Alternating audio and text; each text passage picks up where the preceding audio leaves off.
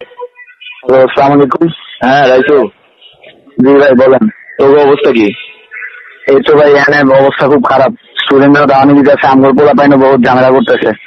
যাই হোক, শোন, ভাই অস্ত্র সব মোহাম্মদপুর থেকে যাইতেছে। ঠিক আছে ভাই। মোহাম্মদপুরে এই দিকে তুই যে কলেজের স্টুডেন্ট হোক, স্কুলের স্টুডেন্ট হোক, যেটারে তুই পাইবি জি ভাই। কুপায় লাবি, ওই জায়গায় কুপায় লাবি।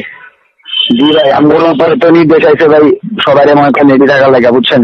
এখন আমরা পোলা পাইন সব জিনিসপাতি রেডি করতেছি। আমগো বিভিন্ন জায়গার থানা অফিস গুলাতে, পার্টি অফিস গুলাতে সব জিনিসপাতি রাখা আছে। হ্যাঁ হ্যাঁ, জিনিসপত্র সব রেডি রাখবি। যাই হোক, এদা পোলাও যেন বাচ্চা থাকতে না পারে। হ্যাঁ ভাই, এটার ব্যবস্থা করতেছি ভাই। কোনো কলেজ স্টুডেন্ট যদি এক লগে দেহস, ওই জায়গায় এক লগে অ্যাটাক দিবি। হ্যাঁ ভাই, সমস্যা নাই ভাই। ইউনিফর্ম দেখলে কোনো চাকরি হইব না। ফাইরালামো এটাই, মাল যাইতাছে, রেডি থাকিস। ঠিক আছে ভাই।